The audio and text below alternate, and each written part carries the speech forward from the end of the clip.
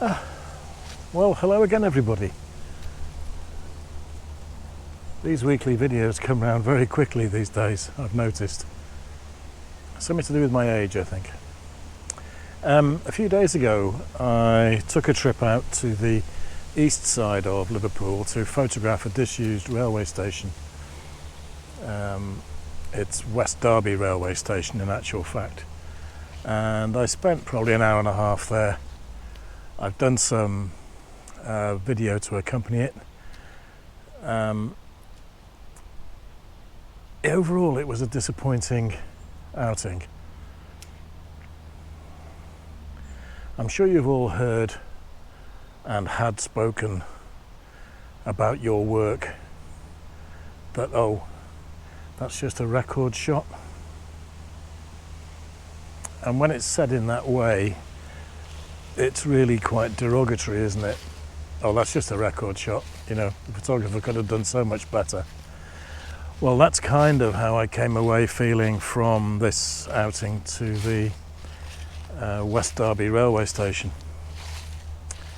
Except I don't think, even looking back, that I could have done anything noticeably better.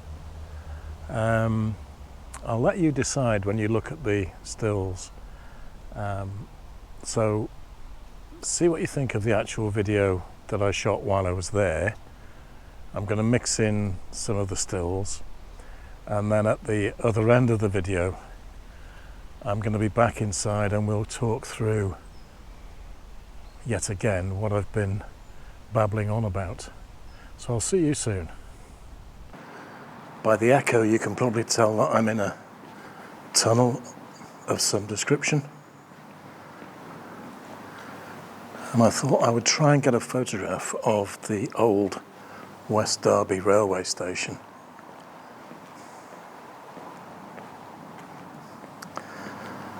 And as I walk further away from the bridge stroke tunnel, then you'll begin to see behind me West Derby railway station.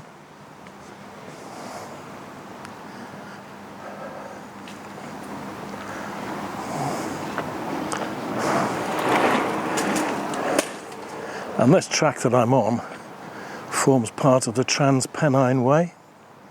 Not quite sure whether that's cycle only or one of these national footpaths, but anyway, yes, we're on the Transpennine Way or Transpennine Trail, and over my shoulder there you can quite clearly see West Derby Station.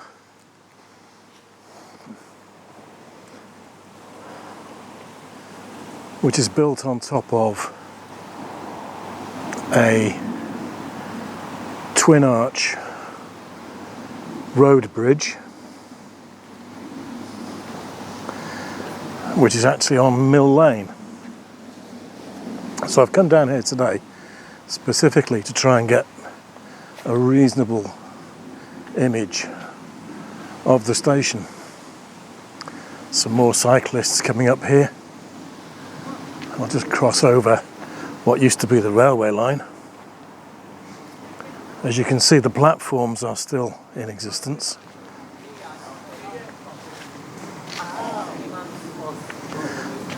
So I'm just going to get some more distance between myself and the actual station building.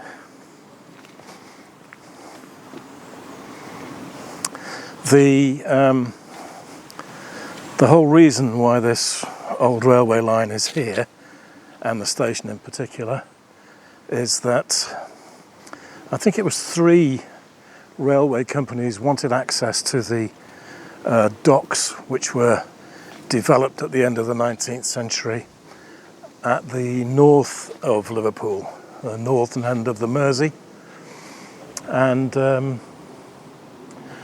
course, with the docks being nearer to the sea, they could accept much larger ships. So these 3 railway companies formed the Cheshire Lines Committee, and I think the line was opened in 1879 and it closed to traffic in 1960 or 64, can't quite remember. And then I think the actual track was lifted sometime in the 80s.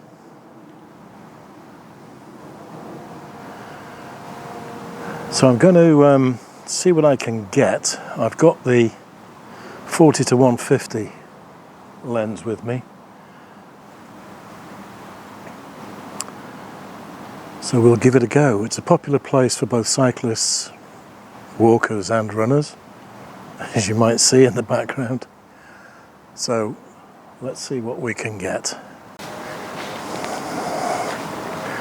It's slightly annoying that they've been doing some maintenance work alongside the old track, and we've got those temporary barriers which will no doubt be not very temporary, which spoil the overall look of the place. So I may have to do a bit of messing around in post-production, I think, to be honest with you.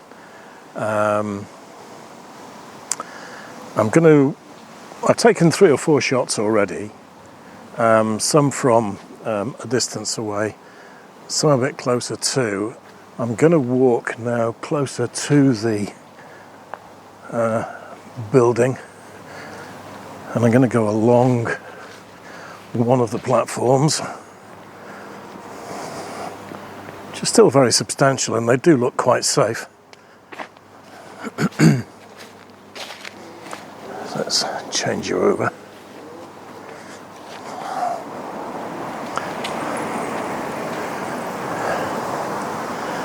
As you can see, that's probably half a dozen cyclists and walkers that have come past me. You probably gather that I'm a bit of a sucker for history. Oh, here's a lunatic.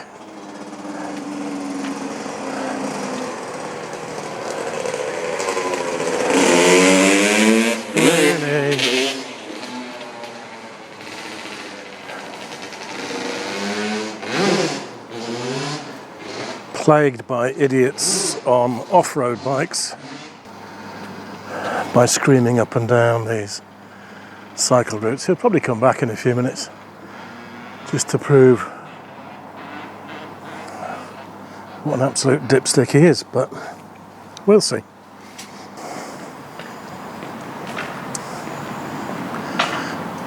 Just want to point out that when this line was constructed, all of the over railway bridges and stations, and indeed tunnels, there weren't very many tunnels, but they were all constructed with the view that at some stage in its future life the railway would need to be upgraded from a double line to a quadruple line, which is why you can see the second arch over there, but it was never actually quadrupled. Twin track line throughout its whole life. So I've just done a low angle shot from down here. Let me see if I can put the GoPro down so you've got an idea. So now I'm going to try a few more close-ups of the sort of rock cuttings and the various bits of foliage. There's a few blackberries out as well. The ubiquitous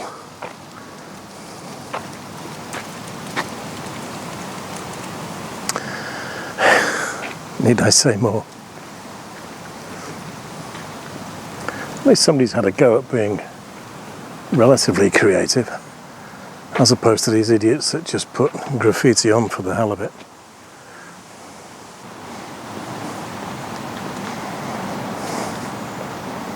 It's hard to believe from down here that a really very busy main road, that being Mill Lane, runs just the other side of the station building. And I'll take a short video of the opposite side of the station just to illustrate that fact for you before I finish. This little area here behind me is quite interesting. I hope you can make out on the GoPro that it's a cobbled area that has been recessed and cut back into the sides of the cutting, and it would have been one of the platform shelters or waiting areas, and there is in fact the remains of a similar one on the western platform.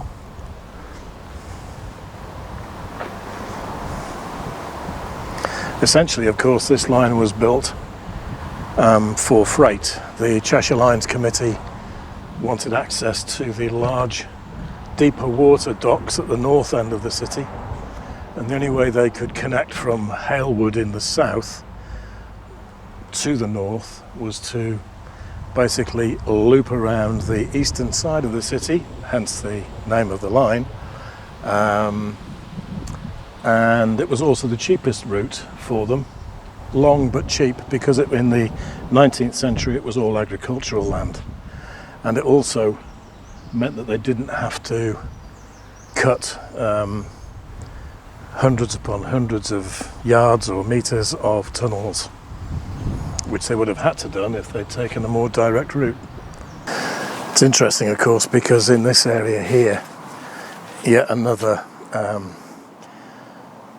platform shelter. You can see the chisel marks on the rock face, because of course most of this would have been chiseled out by hand rather than blasted out. And you can even see up here, hope you can see it, the line where the old roof would have been inset into the rock. That's amazing. That's the first time I've spotted that. Well, I'm now at the top of the access ramp here at Mill Lane, and gosh, I'm annoyed about these barriers, but we'll see what I can do in post-production. The building itself, by the way, is now home to a privately owned business. I believe they sell things like gas fires and the like. But I'm going to walk around to the front of the building and give you an idea just how busy Mill Lane is, because it's difficult to appreciate from down there on the old railway line.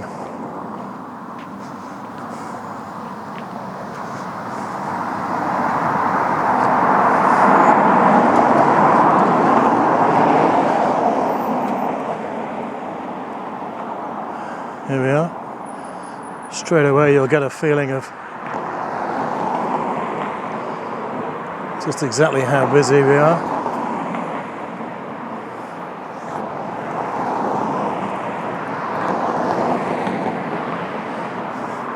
Right, take my life in my hands.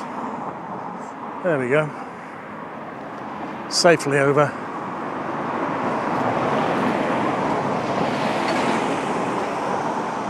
Just to show you the front of the old station from Mill Lane. Quite an impressive little station, to be honest with you. So all that remains now is for me to get my kit back home and see what we have come up with. So I'll see you back there.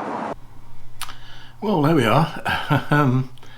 As I say, overall, speaking from a personal point of view, really quite a disappointing day for me, I'll be honest. That wasn't the first time I've been to that location. I have shot it previously using, I can't remember which model, but it was a film camera. I think it was a Nikon F2 film camera, probably about 4 or 5 years ago. But this is the first time that I've been back to that location. Now, in my intro, I talked about using the word a record shot. And I think it's fair to say that if anybody out there watching this has ever entered a photographic competition, maybe at club level, and the judge has looked at your entry and said, oh my goodness, you know, it's okay, but it's just a record shot really. In my opinion, the author could have done so much better. It hurts when somebody says that. This is what I'm coming to, bear with me. I'd like to get your feedback as to what you think the acceptable limit is in tidying up an image, which is what I've done in a couple of shots, which I'm going to show you now. You'll have seen them straight out of camera as the video progressed, but I've tweaked a couple of them in Affinity Photo, and I wanted to get your opinion as to whether you think it's the right thing to do or whether it's the wrong thing to do. The biggest problem, of course, were those horrible protective fencing pieces that had been left there for probably right throughout the summer, I'm guessing. There wasn't an easy way that I could get rid of them in post. I have on two images that you will see now. They're both portrait or upright format shots, because that was in my opinion, the easiest way to exclude half of these fence panels. And I have cloned them out, basically. By no means to an expert level, don't get me wrong. They're okay, you know, at first glance they look fine, they're acceptable to me. But if you compare the images, I took one down at platform level, which is this one here, which you will see straight out of camera. And then this is the edited image in Affinity. And I'll put them both up side by side as well, so that you've got a comparison on screen without having to shuffle backwards and forwards. Then the second image was one that I took at the top of that pedestrian ramp, which has been worked on over the summer, and so it's sort of looking down on the bridge stroke tunnel from the top of the ramp. And again, in the first image you can see the horrible fence panels in the foreground, and in this second image you can see that I've cloned them out, you know, to a point anyway. And again, I'll put them both up side by side for you to have a look at. But my point is this: please let me know in the comments what you think. These have been edited, they've been changed from how the scene looked in reality. They are still record shots, don't get me wrong. They are nothing creative really. But that, you know, simply saying that, oh, it's a record shot. Some record shots are flipping important. So it's not always the case that you should, you know, turn your nose up at a record shot. By the way, the idiot on the off-road bike did come back. I was sorely tempted to film him just so I could show you guys, but if I had done that, it would have just been playing up to him, and he would have, you know, done his wheelie tricks even more and probably stayed around for far too long, to be honest with you. So I just let him roar on past and hopefully hit a lamppost or something further up the line. There we are. Again, nothing to write home about. These images, yes, they're record shots. Nothing against a record shot in this case, because let's be honest, who knows what's going to happen to this building over the years to come, and indeed the railway line. So for some purposes, record shots are really, really important. I could go on all day about this, but I'm not going to, because this is a YouTube video. Need to keep it short and sweet. Well, short anyway. Hope you get something out of it. Please let me know in the comments down below. Do you think it's the right thing to do, what I've done with these two images in particular, or the wrong thing to do? Until the next time, enjoy your photography, whether you're doing record shots or not, and I'll see you very soon. Bye for now.